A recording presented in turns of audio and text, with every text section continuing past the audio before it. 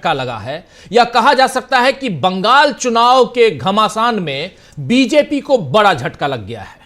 पिछले हफ्ते आईपैक के दफ्तर और प्रतीक जैन, जो आईपैक के मुखिया हैं, प्रतीक जैन के घर पर हुई छापेमारी के बाद से ममता बनर्जी, जो मुख्यमंत्री हैं पश्चिम बंगाल की, ममता बनर्जी ने बीजेपी के खिलाफ मोर्चा खोल लिया है। ममता बनर्जी ने साफ आरोप लगाया कि बीजेपी उनकी रणनीति, चुनावी रणनीति चुराने के लिए ईडी को आगे कर रही है और आईपैक के दफ्तर से टीएमसी की स्ट्रेटेजी वाले यानी रणनीति वाले दस्तावेज चुराए गए हैं।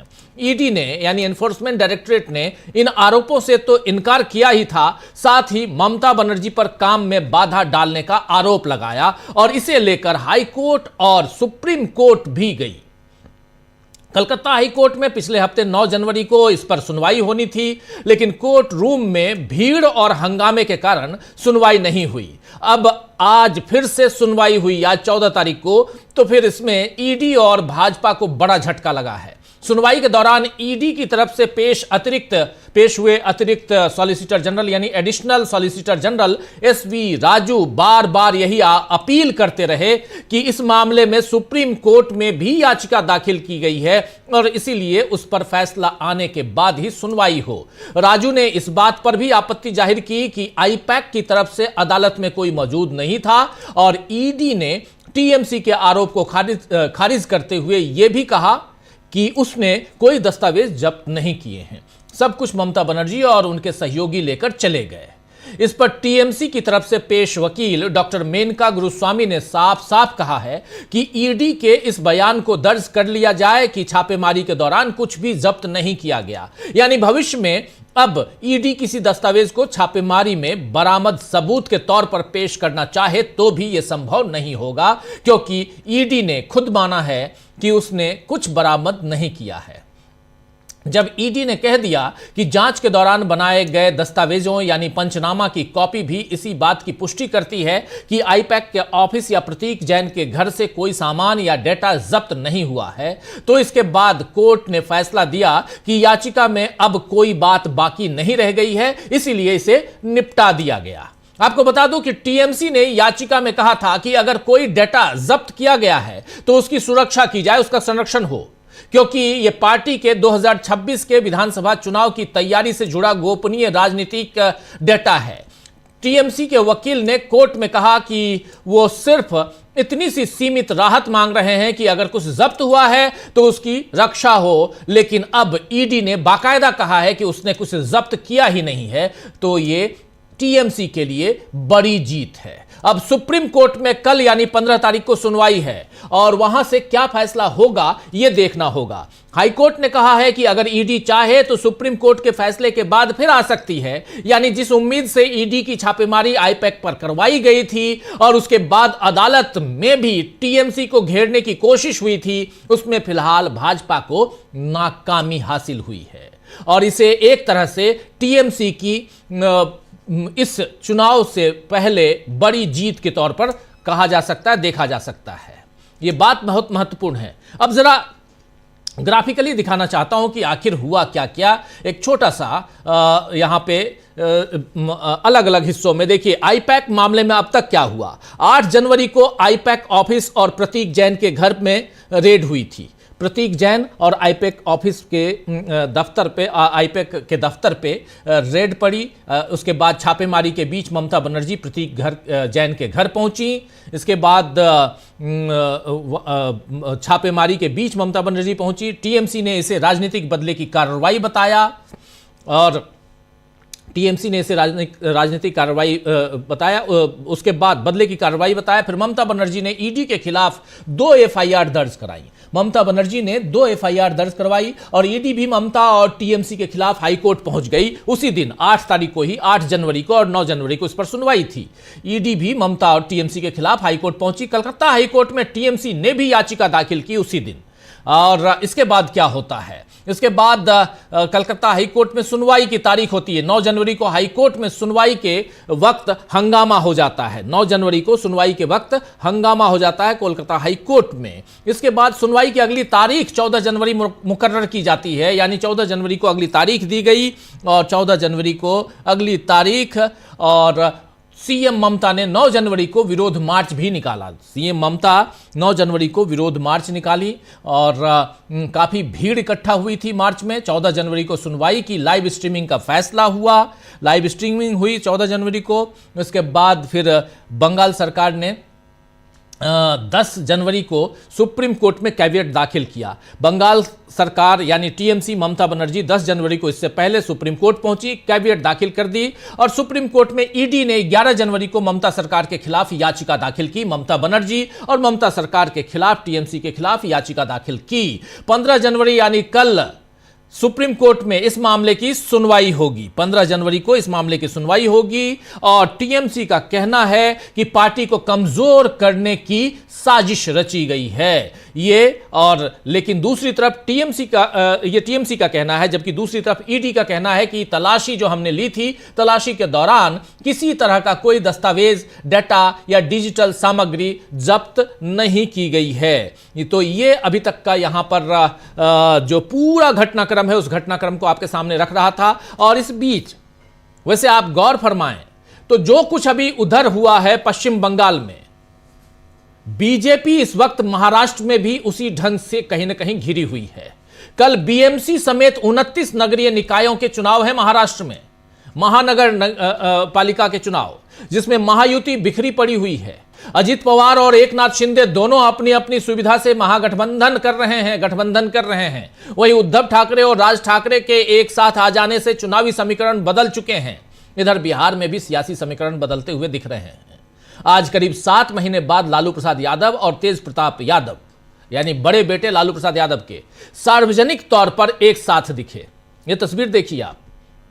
मकर संक्रांति के पर्व पर दही चूड़ा भोज बिहार की सियासत में काफी मायने रखता है और इसीलिए कल ही तेज प्रताप अपने पिता, माता और छोटे भाई, बड़े भाई नहीं है तेजस्वी यादव, उनसे छोटे हैं, छोटे भाई को न्योता देने वो पहुंचे थे। जिसके बाद आज लालू प्रसाद यादव तेज प्रताप के घर पहुंचे और राज्यपाल आरिफ मोहम्मद खान के साथ उन्होंने दही चूड़ा खाया।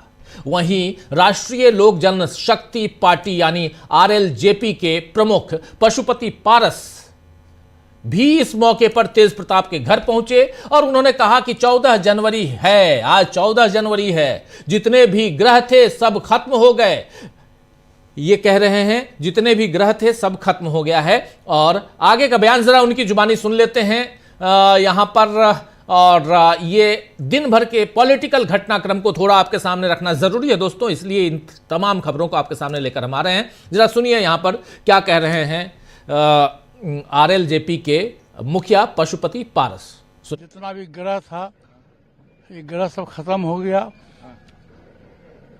और आज से नया समीकरण बनेगा। जो लोग बिखरे हुए थे परिवार में, सब लोग एक हो जाएंगे और बिहार की राजनीति में नया मोड़ आएगा। चलो यानी कि तेज प्रताप जी फिर से अब बोल तो दिए, चलो हो गया, रास्ता जाम हो।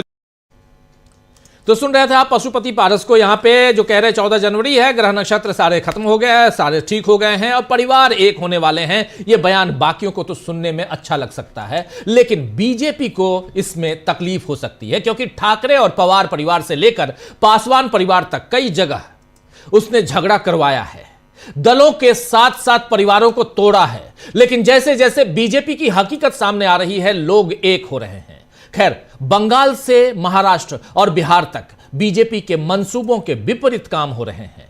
इधर राहुल गांधी के इंदौर जाने की खबर भी है। 17 जनवरी को राहुल गांधी इंदौर जाएंगे और वहां उन परिवारों से मुलाकात करेंगे जो दूषित पानी पीने के कारण मौत झेल रहे हैं, उनके यहां जो परिजनों की मौत झेल रहे हैं। मोहन यादव सरकार इस मामले में, जो मध्य प्रदेश की सरकार है, मोहन यादव वहां के मुख्यमंत्री हैं, मोहन यादव सरकार इस मामले में पहले से ही घिरी हुई है। कैलाश विजयवर्गीय के घंटा वाले बयान से मामला और बिगड़ गया था, आप याद कीजिए। और अब देखना होगा कि राहुल के जाने से क्या मध्य प्रदेश और देश में बीजेपी के लिए और मुसीबत खड़ी होगी। लेकिन इन सब के बीच पश्चिम बंगाल में चुनावों से पहले ईडी को लगे झटके की चर्चा खूब हो रही है। पश्चिम बंगाल पहला राज्य है जहां की सीएम ने चुनाव से पहले जांच एजेंसी से बिना डरे हुए दो हाथ करने की ठानी और बहुत हद तक ममता दीदी को इसमें सफलता भी मिली है। क्या यहां से बीजेपी सचेत होगी? क्या बीजेपी के मंसूबों पर पानी फिरना शुरू हो चुका है? आइए इन सब पे चर्चा करते हैं। बंगाल में बवाल मचा हुआ है। अभी अभी जब इस प्रोग्राम को लेकर आपके सामने आ रहा था तो एक ब्रेकिंग खबर और आई है कि 50 से ज्यादा बीएलओ ने सामूहिक रूप से इस्तीफा दे दिया है एसआईआर के खिलाफ, एसआईआर में हो रही धांधलियों के खिलाफ। जिस काम को करवाने की जिम्मेदारी बीएलओ ब्लॉक लेवल ऑफिसर पे, बूथ लेवल ऑफिसर पे है, वही अगर इस्तीफा दे रहे हैं तो दाल में कुछ काला है। चलिए इन सब की पोल खोलने की कोशिश करते हैं, थोड़ा विश्लेषण गहराई से करने की कोशिश करते हैं। हमारे साथ कुछ वरिष्ठ साथी जुड़े हुए हैं, उन सबसे पहले आपका परिचय करवाता हूं। 3 वरिष्ठ साथी इस वक्त जुड़े हुए हैं हमारे साथ। प्रेम कुमार जी हैं, सुनील शुक्ला जी हैं और अमलेंदु उपाध्याय जी हैं। जल्द ही प्रशांत टंडन जी जुड़ेंगे और जल्द ही उधर कोलकाता से हमारे साथी सुमन भट्टाचार्य जुड़ेंगे। आप तीनों का स्वागत है, इस्तकबाल है इस चर्चा में। और स्वागत इस्तकबाल अब तमाम दोस्त साथी शुभचिंतक आप सबका, जो अब तक जुड़ चुके हैं उनका भी, जो जुड़ने वाले हैं उनका भी। जरा प्रेम कुमार जी जल्दी से आपके पास, पश्चिम बंगाल चर्चा का केंद्र बिंदु पश्चिम बंगाल है, कैसे देखा जाए, कैसे देखते हैं आप ईडी और भाजपा को बड़ा झटका? देखिए, ईडी जब हाईकोर्ट पहुंची थी तो उसका मकसद क्या था? उसका मकसद था कि ममता बनर्जी जो कुछ कर रही हैं उनको रोकना, उनको गलत ठहराना कानूनी नजरिए से, और ये दर्शाना, बताना कि इन्होंने ईडी के कामकाज में हस्तक्षेप किया है। लेकिन आज जब जो कुछ हुआ हाईकोर्ट में, तो उससे ईडी को कोई वैसी राहत नहीं मिली, वो कोई वैसा परसेप्शन नहीं बना पाए, और ममता बनर्जी को ग्रिल करने का जो प्रयास था उसमें वो विफल रहे। अब सवाल ये उठता है कि जिस बात को लेकर ममता बनर्जी इतनी नाराज हुई कि चुनाव सामने है और चुनाव के समय ईडी का उपयोग शुरू हो गया, और ईडी हमारे पार्टी का कार्यक्रम देखने वाले आईपैक, जिसको हमने एक नियम के तहत काम सौंप रखा है, जो हमारे आईटी सेल का प्रमुख है, वो उनके यहाँ छापेमारी का क्या मकसद है? भाई, जैसा कि ममता बनर्जी ने कहा था कि हमारे उम्मीदवारों के नाम ले गए, हमारी रणनीति ले गए, हमारे नारे ले गए, ये सारी बातें कही थी। तो अभी इस पर चूंकि सुप्रीम कोर्ट में सुनवाई होनी है, और ममता बनर्जी ने कैविएट डाल करके एक बहुत बड़ा दिलेरी का काम किया था। कैविएट डालना इसलिए दिलेरी का काम है क्योंकि इस पूरे मामले में कैविएट का मतलब था कि हमारा पक्ष भी सुना जाए जब कोई आप फैसला देते हैं। यानी हमारा पक्ष बोल के जो ममता बनर्जी का पक्ष है वो बहुत मजबूत है, और वो इस अपने बात पर कायम है कि उनको चुनाव से पहले ईडी का इस्तेमाल उनके खिलाफ हो रहा है। ये पूरा मामला चुनाव में केंद्रीय एजेंसियों के दुरुपयोग का मामला बन करके सामने आया है, और इसमें ममता बनर्जी कामयाब हुई है। आज कोलकाता हाई कोर्ट से जो कुछ मतलब निकला है उसका मतलब यही है। अब सुप्रीम कोर्ट से भी ऐसा ही मतलब निकले, ये देखने वाली बात होगी। मगर ये लड़ाई ममता बनर्जी ने एसआईआर की जो लड़ाई है उसको बहुत एक ऊंचाई तक वो ले गई है।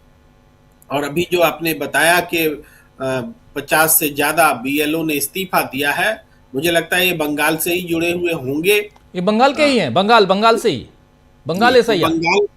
तो बंगाल में अगर बीएलओ इस्तीफा दे रहे हैं, इसका मतलब वो समय याद कीजिए जब एसआईआर के दौरान बीएलओ आत्महत्या कर रहे थे उत्तर प्रदेश में, पश्चिम बंगाल में, दूसरी जगहों पर, और अब वो आत्महत्या का दौर रुका तो अब बीएलओ इस्तीफा दे रहे हैं। इसका मतलब है कि उनके ऊपर कामकाज का दबाव बहुत ज्यादा है, और ये दबाव किस रूप में दिखता है कि निश्चित सीमा के भीतर आपको काम करना है, और बिना रोज निर्देश बदलते हैं, उनके पास कोई दिशा निर्देश नहीं होता है, और एक ही काम को बार बार करना पड़ता है। फिर भी जिस अफसर के प्रति जवाबदेह है वो अफसर संतुष्ट नहीं होते। ये सारी चीजें जो हैं उनको कामकाज की तकलीफें बढ़ाने वाली हैं। तो उत्तर प्रदेश में भी लगभग 4 करोड़ लोग जो हैं इससे बाहर हैं, एसआईआर से बाहर हुए हैं एसआईआर के जरिए, और पूरे देश में ये प्रक्रिया चल रही है। तो एसआईआर एक ऐसी प्रक्रिया के तौर पर सामने आया है जो चुनाव को प्रभावित कर रहा है, अपोजिशन की जीत की संभावना को खत्म कर रहा है। तो पश्चिम बंगाल चूंकि इस फेज में वो प्रदेश है जिसको बीजेपी हर हाल में जीतना चाहती है और ममता बनर्जी इसके लिए प्रतिबद्ध है, और बाकी किसी भी मुख्यमंत्री और किसी भी रीजनल पार्टीज के नेताओं के मुकाबले ममता बनर्जी एक जोरदार प्रतिरोध दे रही है। वो सत्ता में है, इस वजह से भी ये प्रतिरोध बड़ा हो जाता है। तो इस तरह से बीजेपी को चुनाव में जिस तरह से ईडी सीबीआई का इस्तेमाल और चुनाव आयोग का इस्तेमाल बीजेपी कर रही है, उसके खिलाफ एक बंगाल उदाहरण बनकर के सामने आ रहा है कि उनके मंसूबों को वो कामयाब नहीं होने देगी। जी जी, बिल्कुल बिल्कुल। दो हमारे साथी जुड़ गए, प्रशांत टंडन जी भी जुड़ गए और सुमन भट्टाचार्य जी भी जुड़ गए हैं। जरा सुमन जी आपके पास आना चाहता हूं जल्दी से, आपका स्वागत है अब दोनों का। और क्या कुछ हुआ सुमंदा, वहां पश्चिम बंगाल में बहुत कुछ हो रहा है और आज चूंकि 9 तारीख को जो सुनवाई थी कोर्ट में, हाई कोर्ट में, वहां तो बवाल मच गया था, काफी भीड़ जुट गई थी, सुनवाई नहीं हो पाई और जस्टिस सुब्रा घोष के कोर्ट में। लेकिन आज बाहर लाइव स्ट्रीमिंग हो रही थी, भीड़ अंदर नहीं थी, उतने लोगों को ही बुलाया गया था जितने लोग उस कार्रवाई में, सुनवाई में हिस्सा लेने वाले थे।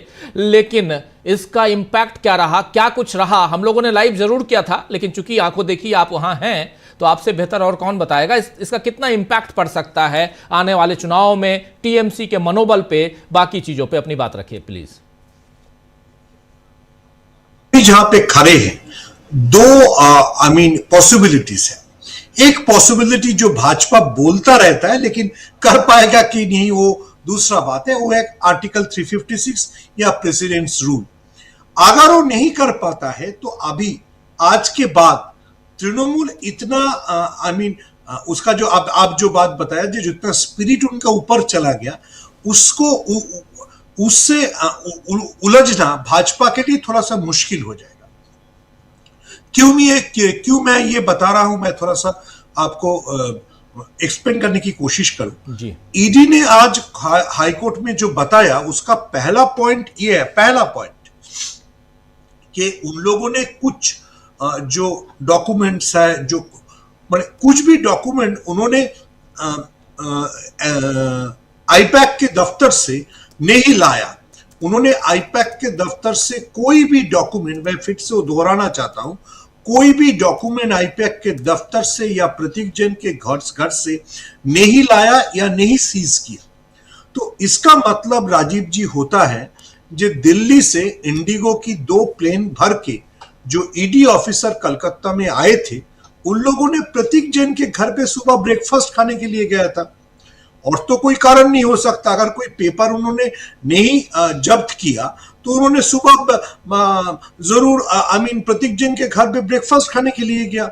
और जो लोग आईपैक के दफ्तर में गया वो लोग शायद कंप्यूटर सीखने के लिए गए थे कि कैसे एआई को यूज करना पड़ता है। इसके सिवा तो ईडी का कोई काम नहीं रहा। अगर उन्होंने उसके पास कोई भी पेपर और जब्त नहीं किया तो क्यों गया था प्रतीक जैन के घर पे, इसका कोई कारण नहीं है।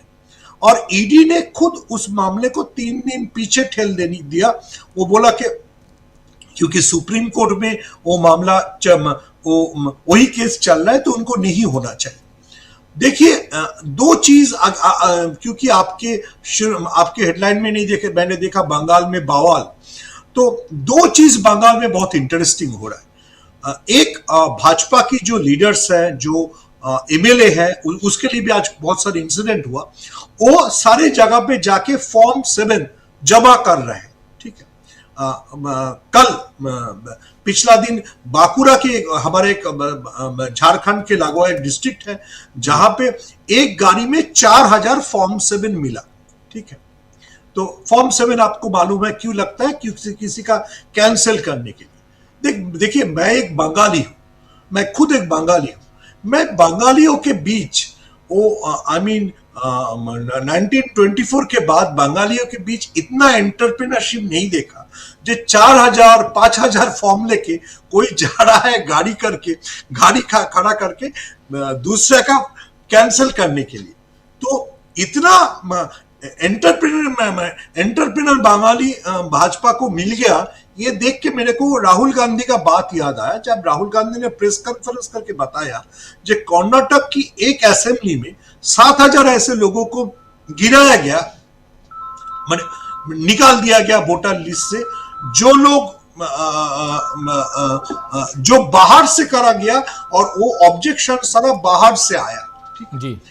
तो आपको और मेरे को ये समझना पड़ेगा जे भाजपा क्या करना चाहता है। भाजपा अपना जितना उनका नेटवर्क है, जितना स्ट्रेंथ है, पूरा उसको लगा दिया है कि ये फॉर्म 7 डालने के लिए। और टीएमसी का जो आरोप है, आज नदिया में एक इंसिडेंट हुआ जहां पे भाजपा के लोग बाहर की स्टेट से गाड़ी लाया और आदमी भी आया जो फॉर्म 7 डाल रहा था। वहां पे टीएमसी के जो सपोर्टर्स है उनके साथ भाजपा के सपोर्टर लोगों का काफी हाथापाई हुआ, ये सब हुआ। लेकिन दो चीज मेरे को सबके बाद मेरे को बहुत आश्चर्य लगता है। एक जो इतना एंटरप्रेन्योर बंगाली कहां से भाजपा को मिल गया, जो एक बंदा 4,000 5,000 फॉर्म 7 लेके खुद का गाड़ी लेके भाग रहा है, जो सारे लोगों को ढूंढ के निकालना पड़ेगा, ये सारा इन्फिल्ट्रेटर है।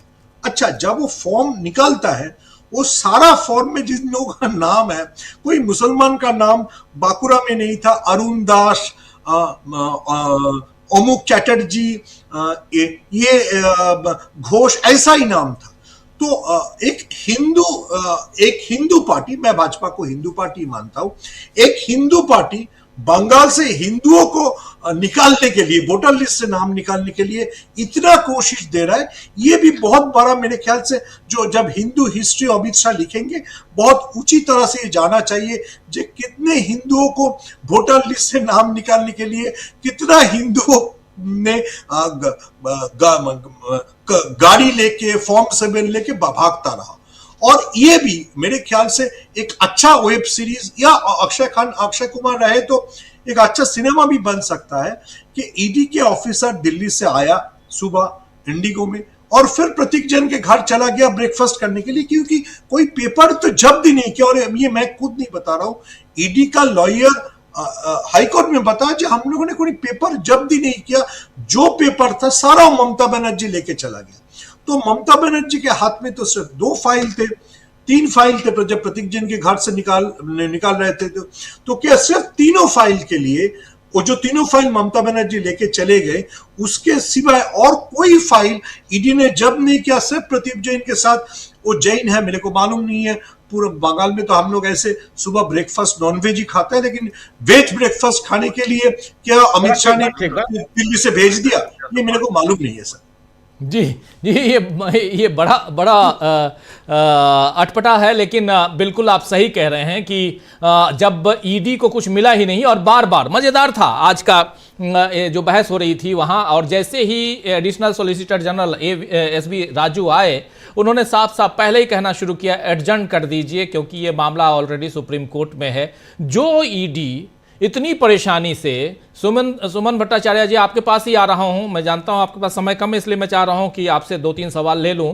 और जो ईडी इतनी बिल्कुल शिद्दत के साथ ये लगे हुए कि इस पे सुनवाई कर लीजिए और भाग के आप सुप्रीम कोर्ट आते हैं, वही ईडी आज पहले ही मतलब शुरुआत ही करते हैं इससे कि इसको एडजर्न कर दीजिए, और आप ये कहते हैं कि हमने तो कुछ उठाया ही नहीं, सब कुछ ममता बनर्जी लेके चली गई। अच्छा, इतना ही नहीं, आखिर ये बताइए कि इसको ऑन रिकॉर्ड लेने की गुजारिश भी क्यों की गई होगी? ऑन रिकॉर्ड की गुजारिश, हालांकि डॉक्टर मोनिका गुरुस्वामी थी, मेनका गुरुस्वामी जो वकील हैं टीएमसी की, डॉक्टर मेनका गुरुस्वामी और कल्याण बनर्जी दोनों थे, तो कल्याण बंदोपाध्याय बनर्जी, वो तो इन लोगों ने जब अपनी तरफ से डिमांड नहीं की, तो ये एसबी राजू क्यों डिमांड रख रहे थे कि आप एक काम कीजिए, आप इसको ऑन रिकॉर्ड ले लीजिए कि हमने नहीं किया है। हालांकि क्या आपको लगता है कि ये ऑन रिकॉर्ड लेकर यहां ईडी फंस गई है? क्योंकि कल को आप किसी भी ढंग से इसको लीक नहीं कर पाएंगे, किसी भी ढंग से आप कह नहीं पाएंगे कि हां हमने ये लिया है और इनके दस्तावेजों में से ये मिला है, ये तो नहीं कह पाएंगे। बात है उसके साथ जितना अभी सामने आ रहा है, जो लोग आईपैक के ऑफिस में पहुंचे, देखिए आईपैक के खिलाफ क्या इनका आरोप है, जो कोयला स्कैम है उससे आईपैक के पास सीधा पैसा गया था। तो राजीव जी, मान लीजिए आपके घर पे कोल का पैसा गया है, कोल स्कैम का पैसा गया, और मैं आपके घर पहुंच गया लेकिन मैं आपके घर पहुंच के आपके फिनेंस के बारे में बात नहीं कर रहा हूं, मैं आपको पूछ रहा हूं राजीव जी आपके शो में कौन कौन गेस्ट आता है, अच्छा उन गेस्ट को कैसे पता चलता है उत्तर प्रदेश में क्या इलेक्शन होगा, अच्छा उस गेस्ट को कैसे पता चलता है यूपी में क्या चल रहा है। तो मेरे को आपकी फिनेंस के ऊपर नजर है या आपका पॉलिटिकल सर्वे के ऊपर नजर है? अभी तक मैं कोट करना ही चाहता हूं न्यूज मिनट का जो स्टोरी आया है, जो स्टोरी सीधा सीधा आईपैक की जितने लोगों के साथ ईडी का इंटरोगेशन चल रहा था उसमें जो बात आया है, वो बात से सीधा जाहिर होता है ये कोल स्कैम के लिए उन लोगों के पास पहुंचा नहीं था। अगर कोल स्कैम के लिए पहुंचता तो मैं तो उसके कोल स्कैम के बारे में पूछूंगा, आपका पैसा कहां से आता है, आपका फिनेंस की हेड को बुलाओ, आपका फिनेंस मैनेजर को बुलाओ, आपका कौन सा बैंक में अकाउंट है, नहीं पूछा। ईडी ने उन लोगों को पूछा, मैं फिर से दोहराना चाहता हूं, आपका जो पॉलिटिकल सर्वे होता है वो कौन सा सर्वर में रहता है और उस सर्वे डिपार्टमेंट का हेड कौन है और वो सर्वे कैसे हुआ जाता है, कितने सीट आपको लगता है बंगाल में क्लोज सीट है। तो ये तो कोल स्कैम से जुड़ा हुआ कोई क्वेश्चन नहीं है। ममता बनर्जी के खिलाफ जो ईडी का आरोप है, जो फाइल ने कि वो निकल गई, उस फाइल में 125 ऐसे सीटों के बारे में इंफॉर्मेशन था जहां पे कॉन्टेस्ट क्लोज है और शायद टीएमसी को अपना कैंडिडेट ड्रॉप करके दूसरा कैंडिडेट लाना हो सकता है। और अगर टीएमसी का कुछ बागी लीडर को भाजपा अपने दल में, अपने पार्टी में खींच ले तो क्या हो सकता है। ये सारा सर्वे और ये जो पॉलिटिकल इंफॉर्मेशन उस फाइल में था। तो मेरे को या शायद सबको ईडी के जो ऑफिसर लोग हैं उन लोगों को भी ये सब पूछने में तो प्रॉब्लम होता है, क्योंकि वो लोग इकोनॉमिक ऑफेंस के लिए इंटरोगेट करते हैं, लेकिन पॉलिटिकल ऑफेंस के लिए, ऑफेंस से अगर मानता हूं अमित शाह के मुताबिक, तो ये इंटरोगेशन बहुत कैसा लगता है। इसीलिए शायद ईडी जब अब हाईकोर्ट में अपना दाखिला दिया, उन्होंने ये ऑन रिकॉर्ड कहा कि हम लोगों ने कुछ नहीं लिया। तो ये क्वेश्चन ऑब्वियसली पूछा जाना चाहिए, तो ईडी क्यों पहुंचा था। ममता बनर्जी तो सिर्फ 3 फाइल लेके निकल गई और आईपैक के जो दफ्तर है वहां से तो ममता बनर्जी ने बहुत कम फाइल लिया। तो ईडी ये पूरा जो ऑपरेशन चल रहा था उसमें क्या किया, मैं फिर से दोहरा रहा हूं, ये सिचुएशन ऐसे हो गया जैसे बेलारूस में इलेक्शन होता है ना, ऐसा इलेक्शन हो रहा है कि बंगाल में अभी भाजपा का ये पूरा जितना उनका स्ट्रेंथ है, पूरा स्ट्रेंथ उन्होंने लगा दिया है फॉर्म 7 दाखिल करने के लिए। अच्छा, फॉर्म 7 से आपका आप क्यों वो कर लो। मैंने कल भी बताया एक चैनल में, आज भी मैं जानना चाहता हूं, ये बिल्कुल राहुल गांधी का वो एक कॉन्स्टिट्यूंसी से 7000 जो वोटर है उनको निकालने की जो साजिश था, वही साजिश बंगाल की जितने क्लोज कॉन्स्टिट्यूंसी वो सारा जगह पे वही साजिश रचा जा रहा है। तो भाजपा का ये 2 कोशिश है, एक जो आईपैक के जरिए उन्होंने कोशिश किया था, जो तृणमूल का जो पॉलिटिकल स्ट्रैटेजी है, जो बहुत क्लोज कॉन्टेस्ट की सीट है, वहां पे क्या तृणमूल करना चाहते हैं और वहां पे तृणमूल का तृणमूल के अंदर कौन कौन ट्रोजन हॉर्स है जिनको निकाल लेने से भाजपा को पॉलिटिकल एडवांटेज मिलेगा। और दूसरा बात है, भाजपा की जितना ग्राउंड स्ट्रेंथ है, आज अगर अभी आपने कोई भी बंगाल की चैनल देखेंगे तो देखेंगे बर्धमान में, बांकुरा में, नदिया में, सारा जगह पे ये हाथापाई चल रहा है तृणमूल और भाजपा के बीच, क्योंकि भाजपा और फॉर्म 7 इतना एंटरप्रेनर बंगालियों को लेके वो फॉर्म 7 डालने के लिए जा रहा है और तृणमूल उसको रोकने के लिए कोशिश कर रहा है। मैंने ये कभी नहीं देखा। लेकिन एक बात बताइए कि भारतीय जनता पार्टी यानी बीजेपी और टीएमसी दोनों एसआईआर को लेकर दोनों का रुख एक ही दिखाई देता है। ममता बनर्जी भी कह रही हैं कि एसआईआर में गड़बड़ी है और भारतीय जनता पार्टी भी कह रही है कि एसआईआर में गड़बड़ी है। देखिए, अगर भाजपा कहता है गड़बड़ी है तो मेरे समझ में नहीं आता तो भाजपा की जो बंदे हैं गणेश कुमार जी वो क्या कर रहा है। देखिए, पिछला जो इलेक्शन कमिश्नर था शायद राजेश कुमार, उन्होंने वो तो जो शायरी रात को लिखते थे, राजीव कुमार, हाँ राजीव कुमार, वो शायरी सुनाते थे प्रेस कॉन्फ्रेंस में। अगर कोई पूछा जो हेट स्पीच के बारे में इलेक्शन कमीशन का क्या रवैया है, वो शायरी बताते थे। और गणेश कुमार आजकल पूरा दिन एक ही काम बोलता है, लॉजिकल डिस्क्रिपेंसी। अच्छा, लॉजिकल डिस्क्रिपेंसी के बारे में अगर आप मेरे को अलाउ करेंगे तो मैं आपको थोड़ा सा एक स्टोरी बताना चाहता हूँ। वो एक स्टोरी से आपको पता चल जाएगा। अमर्त्य सेन को इन लोगों ने नोटिस दे दिया। क्यों अमर्त्य सेन को नोटिस दिया? क्योंकि अमर्त्य सेन का मां Amita Sen according to election commission data 15, जब उनके अमिता सेन की उम्र 15 थी तो उन्होंने अमर्त्य सेन को जन्म दिया। अच्छा, 1914 में ऐसा होता भी था, 15 साल में मां लोग बच जाती थी। लेकिन उससे भी ज्यादा बड़ा इंपॉर्टेंट है ये लॉजिकल डिस्क्रिपेंसी में क्यों आया।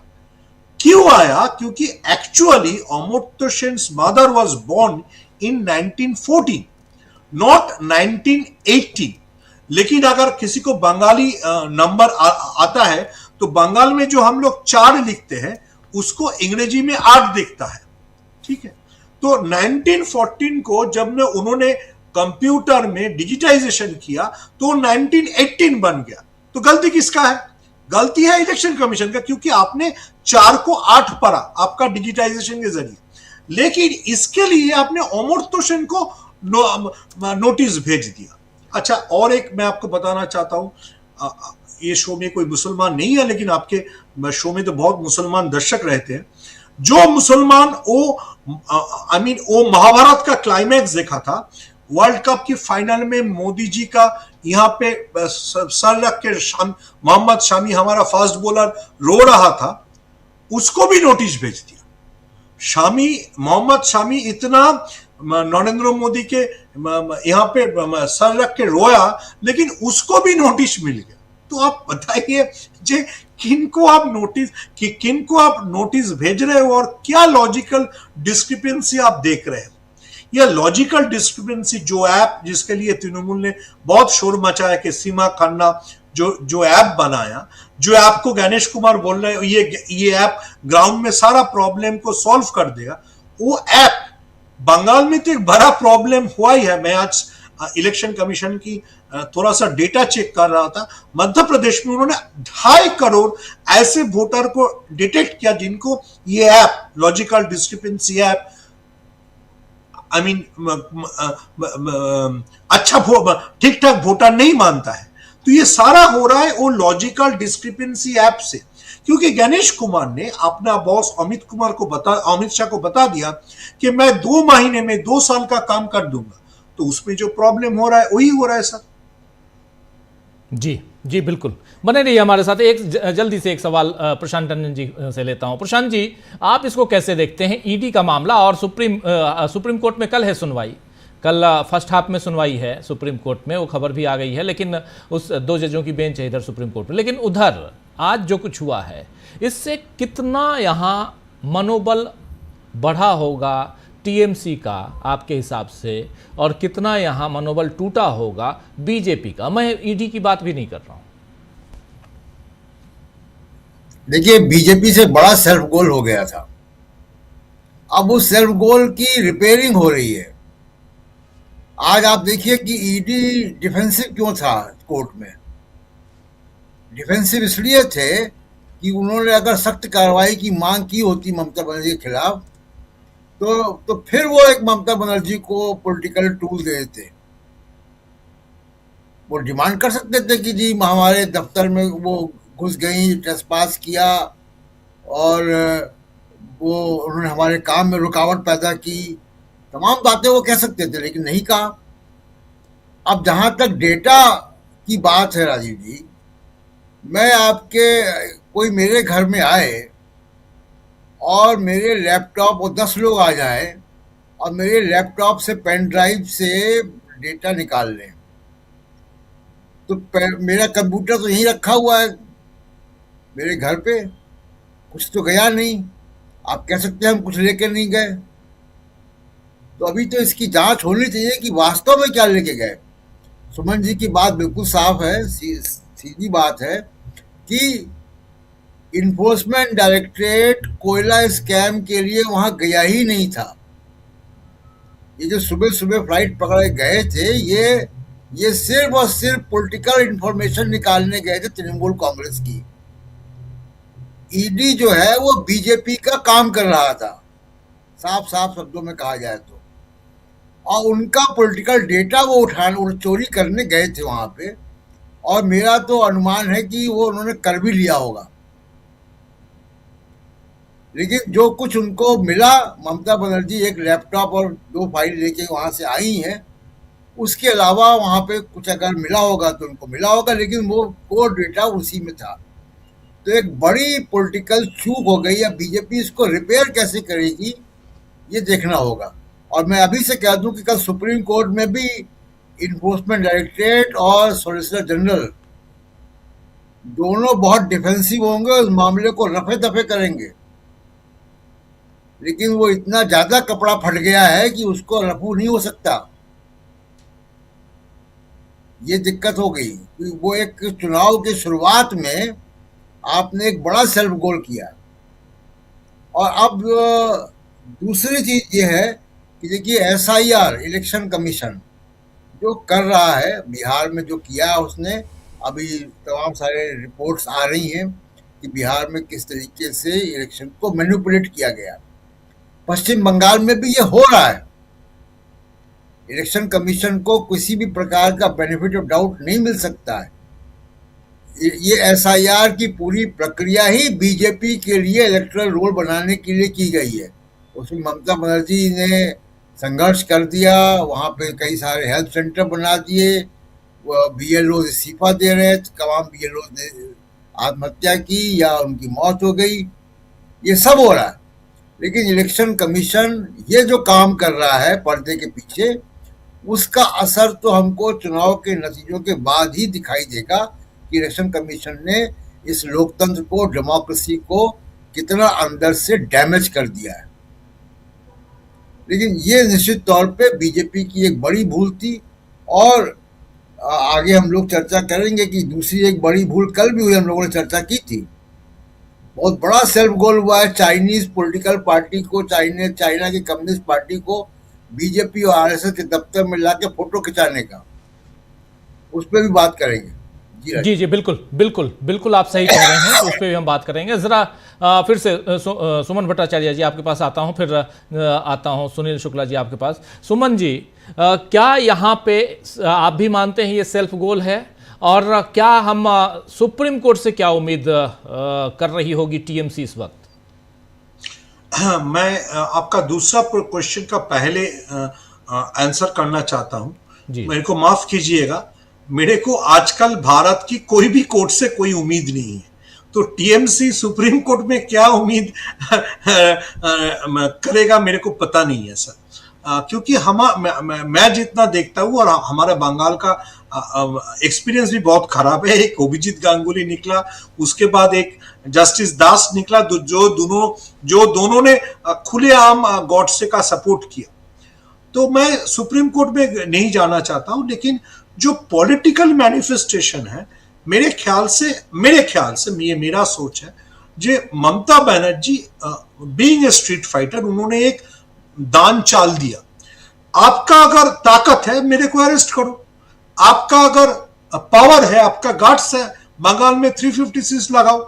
अगर नहीं लगा पाते ये दोनों में कुछ भी, तब हर वक्त मैं बंगाल की एग्जाम्पल देके ईडी को ऐसे ही मुकाबला करूंगा।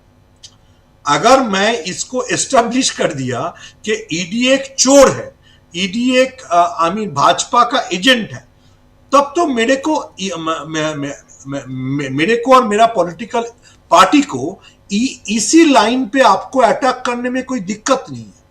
देखिए, अगर मैं फिर से दोहराना चाहता हूं, ममता बनर्जी ने खुलेआम ईडी को चैलेंज किया है। ईडी का बात अगर मान लेते, ईडी से फाइल लेके निकल गया तो ईडी को आइदर ममता बनर्जी को अरेस्ट करना पड़ेगा या सेंट्रल गवर्नमेंट को बंगाल में 356 करना पड़ेगा। इससे नीचे कुछ नहीं है। अगर इससे कुछ भी नीचे गया, जैसे आपने आज बताया, आज हाईकोर्ट में ईडी वापस चला गया, इससे नीचे कुछ भी गया तो ममता बनर्जी के लिए एडवांटेज है। जे मैंने तो तुमको तुम्हारा औकात दिखा दिया और ये भी पब्लिकली बताया जे तुम चोर हो। तुम भाजपा के लिए जो टंडन साहब बोल रहे थे, तुम भाजपा के लिए चोरी का काम करते हो। मैं ये बताने के बाद भी ईडी का हिम्मत नहीं हुआ मेरे को अरेस्ट करने के लिए, और अमित शाह का हिम्मत नहीं हो अगर होगा बंगाल में 356 जारी करने के लिए, तो भाजपा को इलेक्शन भाजपा कैसे फेस करेगा? आपका जो मेन एजेंसी है जिसको आप बोलते हैं, जो लगभग दुर्नीति करप्शन के खिलाफ बीजेपी का डोनाल्ड ट्रंप कभी भी किसी को जाके हेलीकॉप्टर से उठा ले आ सकता है, उसको अगर आप खुलेआम नंगा कर दो और उसको बताओ कि वो चोर है, वो फाइल चोरी करता है, वो पॉलिटिकल इंफॉर्मेशन चोरी करता है, इसके बाद अगर आप ममता बनर्जी का अरेस्ट नहीं करा सकते हो तो आपका पॉलिटिक्स कहां पे खड़ा है? जी बिल्कुल बिल्कुल, आप सही कह रहे हैं कि इस पॉलिटिक्स को समझने की जरूरत है। और लेकिन क्या आपको लगता है कि यहां से अब ममता बनर्जी थोड़ा और मजबूत होकर उभरी हैं? मजबूत होकर तो उभरी है। मैं देखिए, मैं पहले भी बता चुका हूं, जब भी आपके शो में आया हूं, मैं गांधी जी का भक्त हूं। ये गांधी जी का पॉलिसी है, आप अपना डेमोन्स्ट्रेशन को इतने आगे ले जाओ, either if you are British you will fire on me, you have no option मेरे को मारने के सिवाय, नहीं तो मैं अपना एजेंडा को आगे आगे बढ़ाता इतना ले जाऊंगा, मैं आपको पूरा इरेलीवेंट कर दूंगा। देखिए, अब मैं फिर से बता रहा हूं, अगला 3 महीने में अगर ममता बनर्जी को भाजपा ने अरेस्ट नहीं कर पाया और बंगाल में प्रेसिडेंट नहीं रूल कर पाया, तो जो ममता बनर्जी ने किया वही कल तेलंगाना में कांग्रेस का चीफ मिनिस्टर भी करेगा। उसके बाद जिसका हिम्मत रहेगा, डीएमके का स्टालिन भी वही करेगा। क्यों नहीं करेगा? मैंने तो दिखा दिया हूं कि ईडी एक चोर है, सॉरी फॉर माय लैंग्वेज, लेकिन ईडी एक चोर है और वो भाजपा के लिए काम करता है, तो उसके साथ उछलने के लिए, उसका मुकाबला करने के लिए यही एक तरीका है, उसके साथ सीधा भिड़ जाओ। एक रास्ता, अलग रास्ता ममता बनर्जी ने खोल दिया है। अब इसके पास, अब सरकार के पास, ईडी के पास 2 ही रास्ता है, या तो वहां 356 लगाओ और या गिरफ्तार करो ममता बनर्जी को। अगर आप नहीं कर पाते हो तो ममता बनर्जी सही है। अगर आप नहीं कर पाते हो, मैं राजीव जी के शो में आके राजीव जी का टाई खींचा, इसके बाद भी अगर राजीव जी मेरे को शो में बुलाता है तो राजीव जी का प्रॉब्लम है ना, मेरा प्रॉब्लम तो नहीं है। तो ममता बनर्जी ने तो ईडी को चोर बता दिया। इसके बाद अगर ईडी और ममता बनर्जी एक साथ एग्जिस्ट करता है और फिर से अगर ईडी किसी के घर पे ब्रेकफास्ट खाने के लिए पहुंच जाता है, तो ममता बनर्जी तो वहां पे मिठाई खुशी खुशी भेज देगा। आप ब्रेकफास्ट ही खाओ, आपको डॉक्यूमेंट जब्त करने का क्या जरूरत है? सही बोल रहे हैं, सही बोल रहे हैं। बहुत बहुत बहुत शुक्रिया, बहुत धन्यवाद आपका सुमन भट्टाचार्य जी, जुड़ने के लिए, समय निकालने के लिए। अब आना चाहता हूं सुनील शुक्ला जी आपके पास। सुनील जी, इसको कैसे आप देखते हैं, कैसे आप इसका विश्लेषण करेंगे कि, और जो बातें यहाँ पर सुमन भट्टाचार्य कह रहे हैं और साफ साफ कि यहाँ कोई विकल्प नहीं है, और विकल्प जो है वो भी बहुत मुश्किल विकल्प है। आज की तारीख में राष्ट्रपति शासन लगाने की तरफ अगर आप जाते हैं तब, या आज की तारीख में ममता बनर्जी को गिरफ्तार करने की सोचते हैं तब, ये इन तमाम चीज़ों को देखा जाए और उससे पहले ईडी की कार्रवाई और इस ढंग से सीधा सीधा आज पहली बार इतनी दलीलें ईडी के की अलग अलग जो केसेस, जो पॉलिटिकल केसेस हुए हैं, उसको हम लोगों ने खूब समय समय पे हम लोगों ने उसकी रिपोर्टिंग की है। लेकिन आज कुछ और ही था, और इसी ASG, additional solicitor general Raju, इनकी काफी दलीलें हम लोगों ने अपने दर्शकों तक पहुंचाई हैं सुप्रीम कोर्ट से। लेकिन आज वहां पे ये पहले ही होता नहीं कि फर्स्ट बॉल पे ही आप क्लीन बोल्ड लड़खड़ाते हुए नजर आए, और शुरुआत में ही क्या कारण रहा होगा, यहां क्यों बैकफुट पे ईडी नजर आया? धन्यवाद राजीव जी। इसलिए ईडी बैकफुट पे नजर आया कि ईडी जिसके नाम पर आईपैक के दफ्तर में रेड डाले थे, उसको लेकर कोई उसके पास अभिलेख नहीं है। 2020 का यह मुकदमा है, 2026 में आप एन चुनाव के मौके पर वहां रेड डालने जा रहे हैं। गोया कि आप उस मामले की तहकीकात करने नहीं जा रहे हैं, उस राज्य में चुनाव को प्रभावित करने के लिए जा रहे हैं।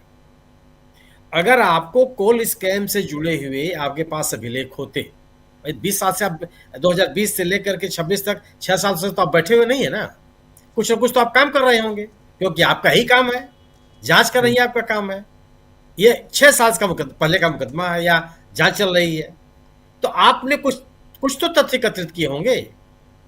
और अगर आप तथ्य एकत्रित किए होते तो आपको अचानक चुनाव के मौके पर वहां जाने की आवश्यकता नहीं पड़ती, उसके पहले आप चले गए होते, आप 25 में चले गए होते, 24 में चले गए होते और आईपैक के खिलाफ कार्रवाई कर लेते। लेकिन आपको भी पता है, ईडी को यह पता है कि उस मामले में आप आईपैक के खिलाफ कोई भी तथ्य आपके पास नहीं है, कोई अभिलेख नहीं। आप गए थे चुनाव को प्रभावित करने के लिए, जो आरोप लगाया ममता बनर्जी ने, और उस वजह से जब आपके पास उस पूरे प्रकरण में कोई अभिलेख, कोई बताने के लिए न्यायालय के पास नहीं है, तो क्या कहेंगे आप? तो ममता बनर्जी का जो आरोप है वो सही साबित हो रही है कि यह केवल हमारे जो डॉक्यूमेंट है, चूंकि यह आईपैक टीएमसी का आईटी का प्रभारी के रूप में काम करता है, तो जो टीएमसी के पॉलिटिकल इंफॉर्मेशन है उसको लेने के लिए आए थे। और सवाल सही है, अगर ईडी अपने मजबूत फुटिंग पे खड़ी होती तो वो न्यायालय को ये बताती कि बिल्कुल नहीं, हम कोल स्कैम के लिए गए थे और ये चीजें ऐसी मिली है मेरे पास, ये बद लिफाफे में हम न्यायालय को दे रहे हैं जिसमें आईपैक संलिप्तता नजर आती है। वो तो कुछ नहीं बता पाया, क्योंकि आपके पास कुछ ही नहीं है बताने के लिए। तो पॉलिटिकली जो ममता बनर्जी ने जो एक नैरेटिव बनाने की कोशिश की, उसमें वो कामयाब रही, और यह कहने में कामयाब रही कि ईडी केवल पॉलिटिकल एजेंट के रूप में भारतीय जनता पार्टी के का काम कर रहा है, एक जांच एजेंसी के रूप में काम नहीं कर रहा है। सर्वोच्च न्यायालय भी कई बार इनसे कह चुका है कि आप राजनीतिक लड़ाइयों में भागीदार क्यों हो जाते हैं, क्या आपकी कौन सी मजबूरी है? ईडी से पूछ चुका है, उसका कोई जवाब उनके पास नहीं है। जो गतिविधियां चल रही हैं पूरे देश भर में कि जिस राज्य में चुनाव होता है ईडी वही सक्रिय हो जाती है, ये तो न्यायालय के संज्ञान में भी है। आप दिल्ली के चुनाव देख लीजिए, जब अरविंद केजरीवाल को गिरफ्तार किया गया। आप झारखंड को देख लीजिए, जब हेमंत सोरेन को गिरफ्तार किया गया। कब गिरफ्तार किया गया? जब चुनाव था। अगर आपके पास अरविंद केजरीवाल और हेमंत सोरेन के पास मजबूत तथ्य थे तो चुनाव के पहले गिरफ्तार कर लेते, चुनाव के मौके पर क्यों गए? तो यह बात तो एक आम जनता, आम जनमानस में है कि ईडी का प्रयोग इसी कारण से हो रहा है, और यह जो एक परसेप्शन बना है ये बेमतलब भी नहीं है। स्थिति यह है कि ईडी के मामलों में जो कन्विक्शन रेट है वो 1% भी नहीं है, 0.07% है। कौन सी जांच करते हैं भाई आप इस देश की प्रीमियर एजेंसी हैं। 1000 मामलों में से 100 मामलों में से केवल 5 मामले आप कोर्ट में लेके जाते हैं, और जिसमें भी प्रभावशाली लोगों के खिलाफ आप कार्रवाई किए रहते हैं वो मामले आप वो भी आप लेकर नहीं जा पाते। तो ये तो पब्लिक परसेप्शन है। इस मामले में जो ईडी का ये मामला पश्चिम बंगाल में कोलकाता में हुआ, मेरा अपना मानना है कि ममता बनर्जी को एक जबरदस्त पॉलिटिकल लीड मिली है। ममता बनर्जी वैसे भी भारतीय जनता पार्टी से आगे थी, लेकिन जो थोड़ा बहुत भी, जो कुछ भी एक एंटी इनकम्बेंसी का नुकसान ममता बनर्जी को झेलना पड़ता, उससे वो बाहर निकलती हुई दिख रही है। भारतीय जनता पार्टी उनके खिलाफ कोई माहौल नहीं बना पाई। केंद्रीय एजेंसियों की बदौलत आप ममता बनर्जी के खिलाफ राजनीति नहीं कर सकते। अगर आप 356 लागू कर देंगे, वहां राष्ट्रपति शासन लागू कर देंगे, तो भारतीय जनता पार्टी आत्महत्या कर लेगी वहां। फिर इसको उम्मीदवार मिलेंगे कि नहीं मिलेंगे तय करना पड़ेगा इनको। यह बहुत बड़ी राजनीतिक चूक होगी। ईडी भेज करके जो उन्होंने एक आत्मघाती कदम उठाया है, उसका ही विस्तार होगा अगर वो राष्ट्रपति शासन लागू कर देते हैं।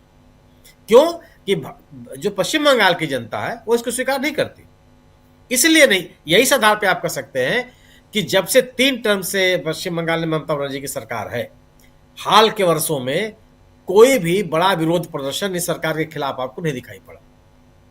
जो मेडिकल कॉलेज, 2 मेडिकल कॉलेजों की घटना हुई, अगर आप उनको छोड़ दें, जी, उनको भी भाजपा में ममता बनर्जी की सरकार ने बड़ी मजबूती के साथ और साहस के साथ लोगों के बीच में जाकर के अपनी बात कही और अपने आप को उस संकट से बाहर निकाल लिया। गवर्नेंस के मुद्दे पर कोई पश्चिम बंगाल में स्थिति नहीं है कि आप राष्ट्रपति शासन लागू करेंगे और वहां की जनता एकदम फूल माला लेकर के भारतीय जनता पार्टी के पीछे खड़ी हो जाएगी।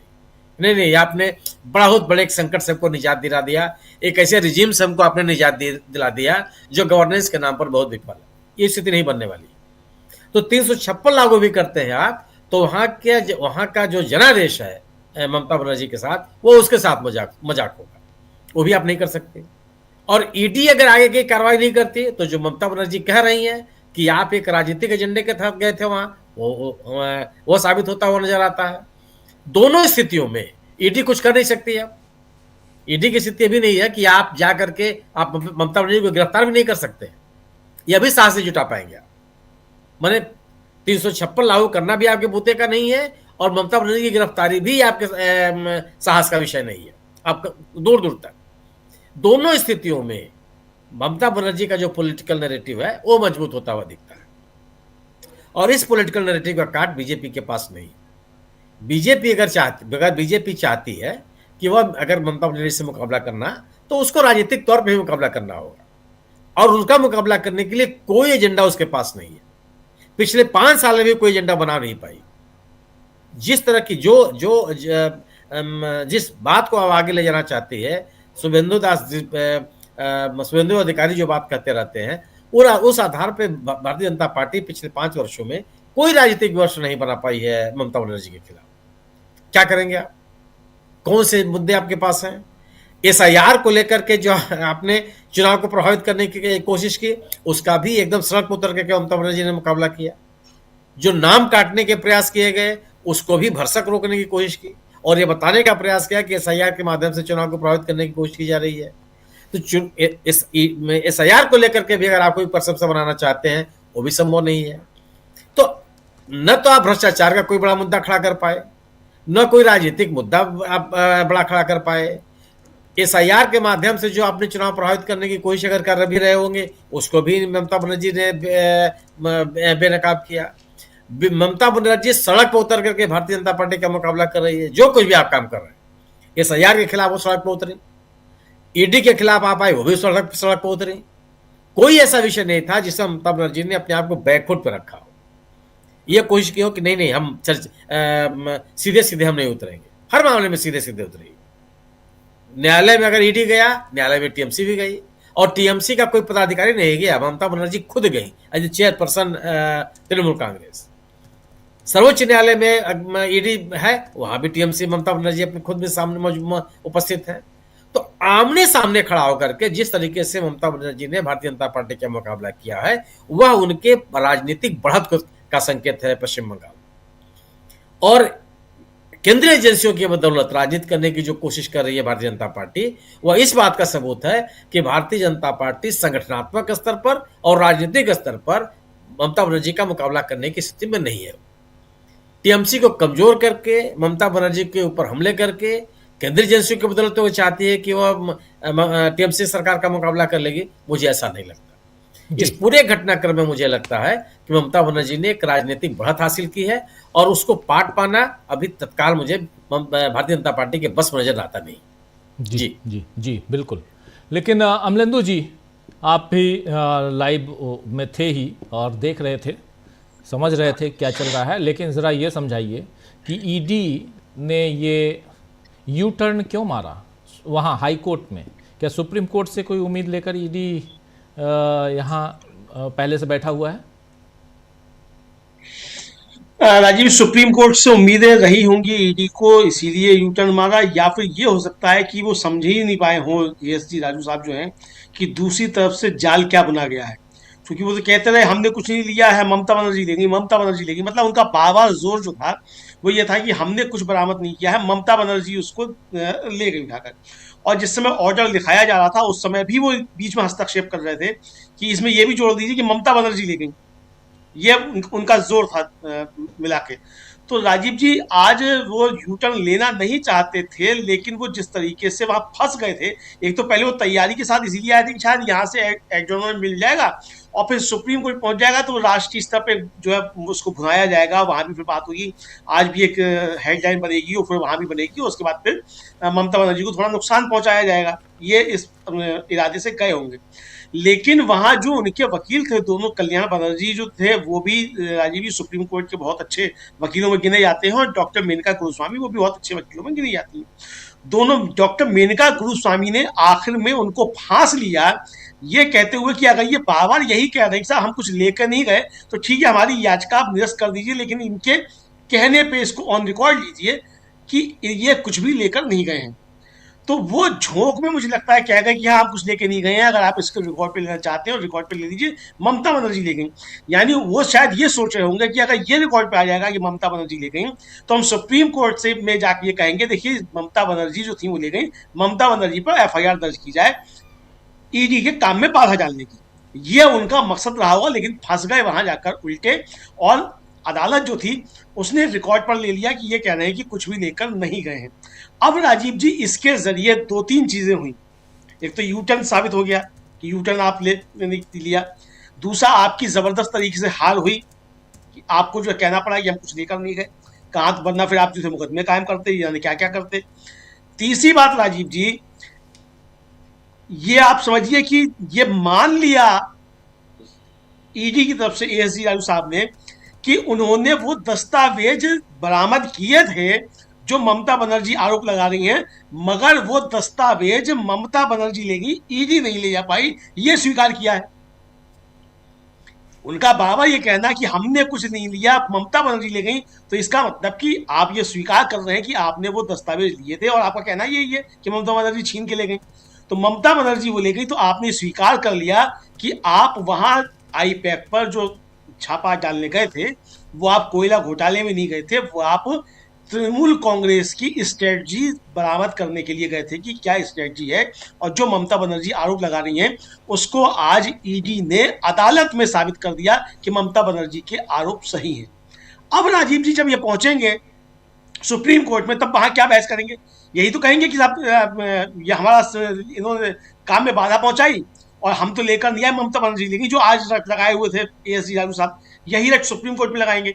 अब अगर ये मान भी लिया जाए राजीव जी, जो उनको भरोसा होगा ईडी को कि सुप्रीम कोर्ट एफआईआर के आदेश दे देगा ममता बनर्जी पे, अगर ये भरोसा है जो उनको समझाया गया होगा रणनीतिकारों द्वारा बीजेपी के, अगर ये एक प्रतिशत मान भी लिया जाए कि सुप्रीम कोर्ट कह देगा कि साहब ठीक है एफआईआर दर्ज करो, तो एफआईआर दर्ज करने पे राजीव जी ये सरकारी काम में बाधा डालना ईडी तो गिरफ्तार नहीं करेगी।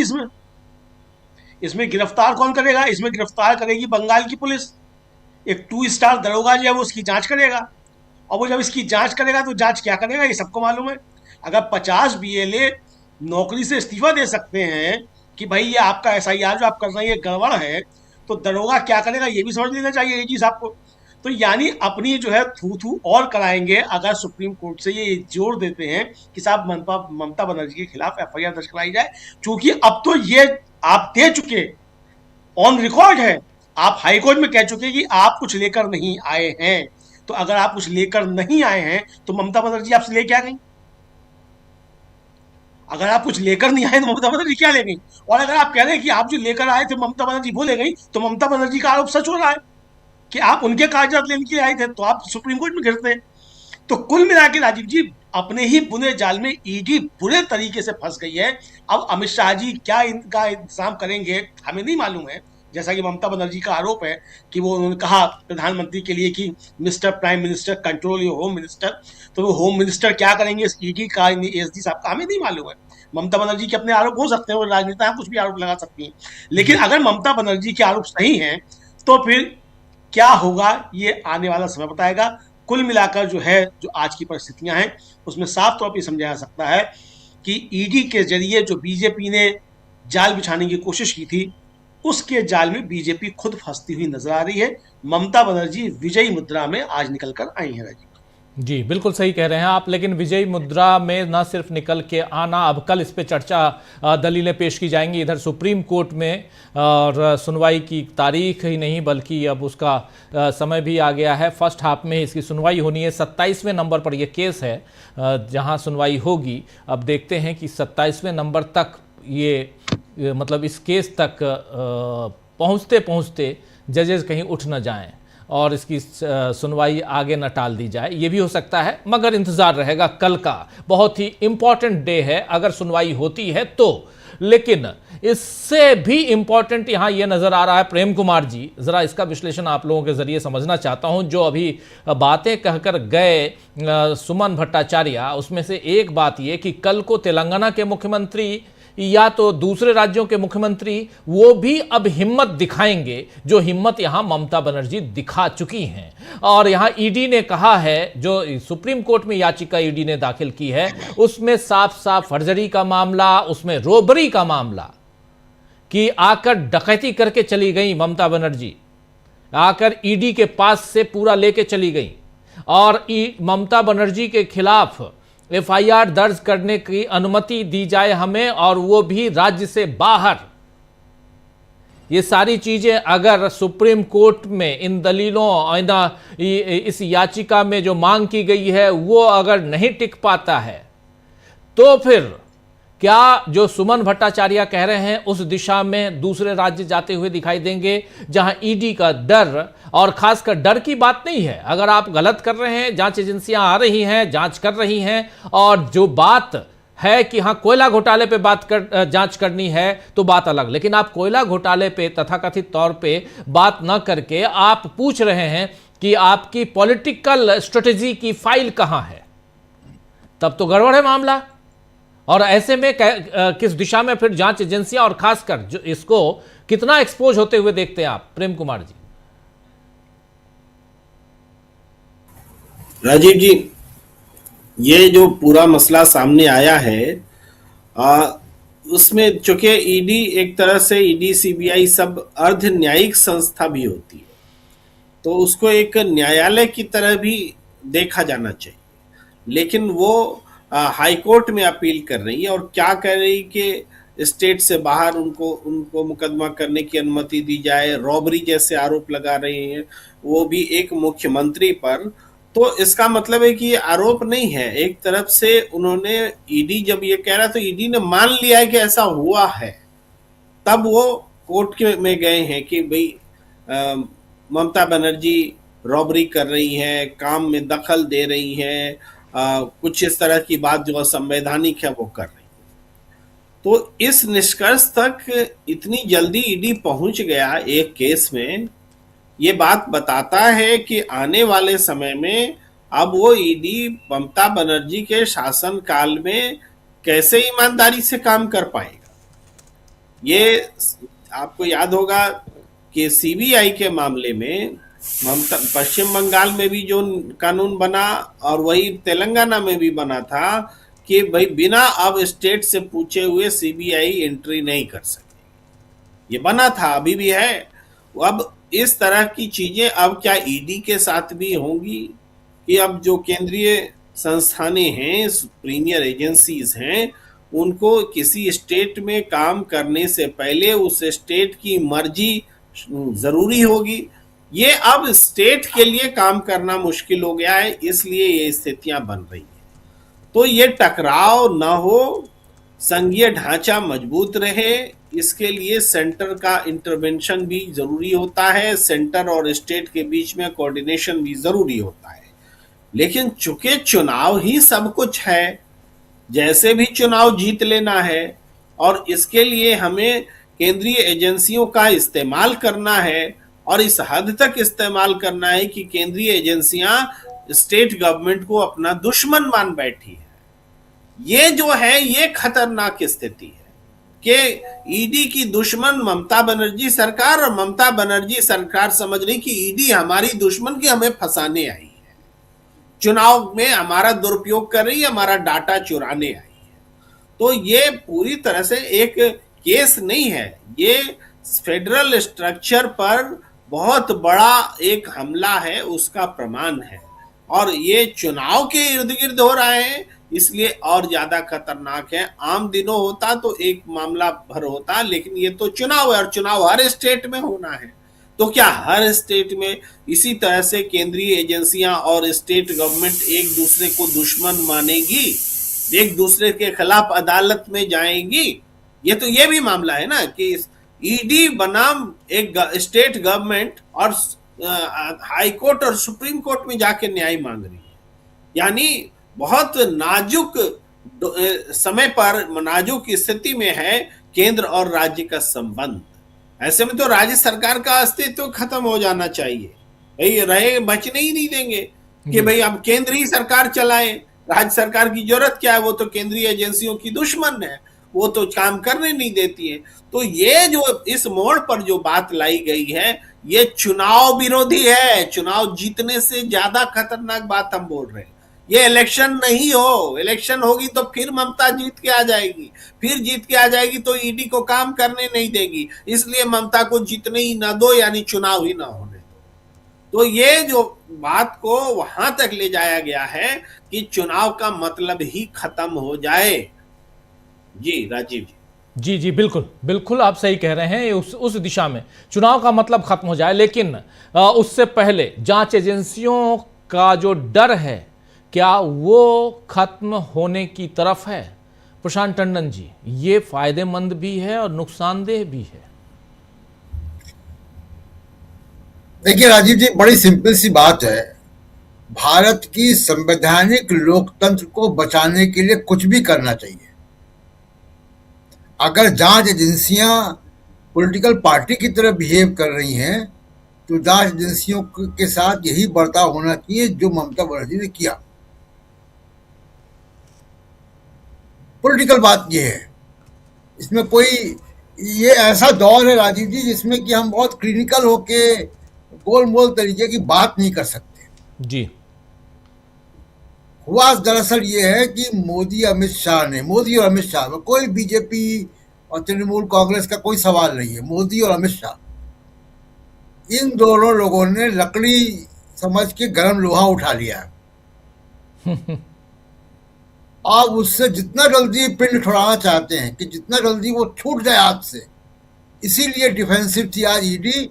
और कल सुप्रीम कोर्ट में भी राजीव जी यही होगा कि ये मामला किसी तरह से बंद हो जाए, ये चैप्टर ही क्लोज हो जाए। अब जो ईडी का आरोप है, वो ईडी का आरोप क्या है? मतलब कि ममता बनर्जी ने चोरी कर ली। ममता बनर्जी ने कहां से चोरी की? ईडी के किसी अधिकारी के घर से चोरी की क्या? वो फाइल कहां थी? क्या ईडी के दफ्तर में थी वो फाइल? ममता बनर्जी अपने पॉलिटिकल कंसल्टेंट के घर या उसके दफ्तर गई, तो उनका एसोसिएट है, वो जा सकती हैं, वहां से कुछ भी ला सकती हैं। वो तो उनको हायर किया हुआ इसी काम के लिए। जी, तो ये चोरी कहां से है? क्या इन्फोर्समेंट डायरेक्टरेट ने उस प्रीमाइसिस को सील किया हुआ था? वहां पे कोई केंद्रीय एजेंसियां लगी हुई थी, उसको सील कर दिया गया था। कोई मजिस्ट्रेट के ऑर्डर थे कि यहाँ पे कोई नहीं घुसेगा। भाई आप अपना काम कर रहे हैं, ममता बनर्जी के पॉलिटिकल कंसल्टेंट है, वो अपने काम से गई, वहां पे ले आई। ये चोरी कौन सी है? अगर आप अपने किसी कर्मचारी के घर जाए और उसकी रजामंदी से उससे उसका कोई चीज ले आए, कोई कागज, तो क्या ये चोरी कराई जाएगी? वो तो ममता बनर्जी के कंसल्टेंट है, वो उनको पैसा, उनकी फीस जाती होगी, और उनके दफ्तर से कोई चीज ला रहे हैं तो उसको चोरी कैसे माना जाएगा? क्या वो आईपैक के जो जैन साहब हैं वो कहेंगे, कभी उन्होंने कहा कि ममता बनर्जी मेरी मर्जी के खिलाफ ये फाइल उठा के ले गई, ऐसा तो नहीं कहा उन्होंने। तो ये तो केस बनता ही नहीं है, किसी भी सूरत से ये केस नहीं बनता है। और बहुत एक साफ बात ये हो गई राजीव जी कि चुनाव के पहले ही एक बड़ा जो है झटका इन लोगों को लग गया है, हिट विकेट हो गए हैं बिना मतलब। और अब केवल भरोसा ज्ञानेश कुमार पे है, मोदी अमित शाह को। जी केवल ज्ञानेश कुमार कोई चमत्कार कर पाए तो कर पाए। और देखिए, गोदी मीडिया ये हिंदी बेल्ट नहीं है, तो गोदी मीडिया बहुत कारगर नहीं होगा वहां पे, हिंदू मुसलमान चल नहीं पाएगा।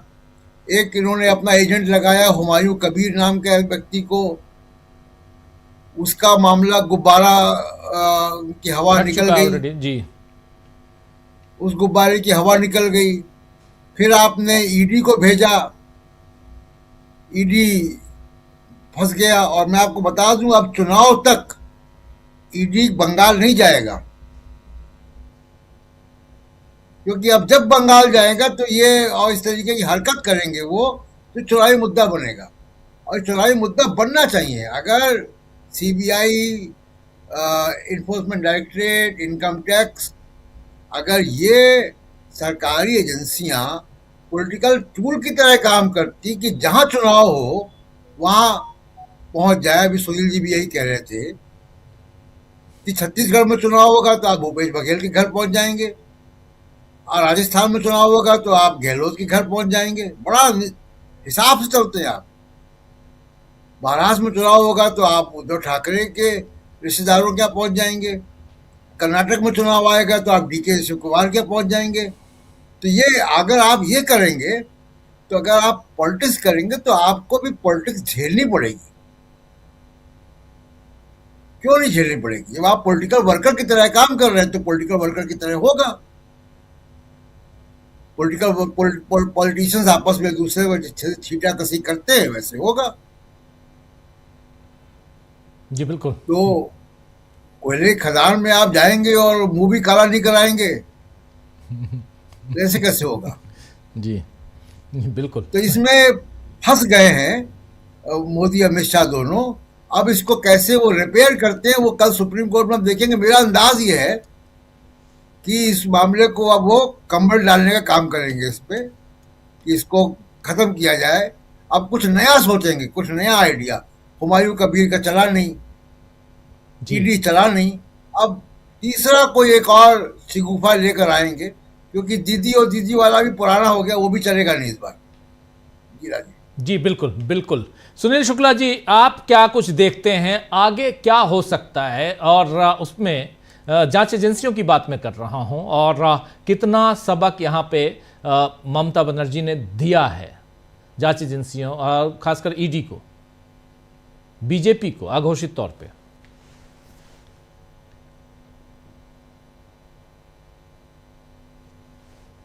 आवाज नहीं आ रही है। अगर आप जी ठीक है आ रही है। ममता बनर्जी ने यह साफ साफ संकेत दिया है